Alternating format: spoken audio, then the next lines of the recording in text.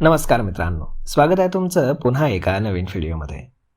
मित्रांनो, भारताचे दुसऱ्या तिमाहीतील GDPचे आकडे हे अपेक्षेपेक्षा खूपच चांगले आलेत. या तिमाहीमध्ये GDP वाढीचा दर हा 8.2% राहिला आहे. ही वाढ गेल्या 6 महिन्यातील सर्वाधिक आहे.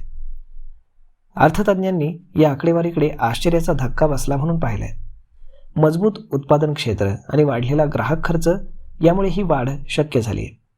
गेल्या वर्षीच्या याच तिमाहीमध्ये ही वाढ 5.6% होती, तर चालू आर्थिक वर्षाच्या पहिल्या तिमाहीत ही 7.8% होती, जी मागच्या तिमाहीमधील सर्वाधिक आहे.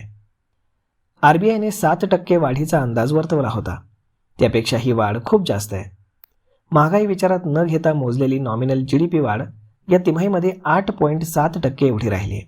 आणि विशेष म्हणजे पहिल्या तिमाहीमध्ये नॉमिनल GDPची वाढ ही 3 महिन्यांच्या निच्चांकी पातळीवर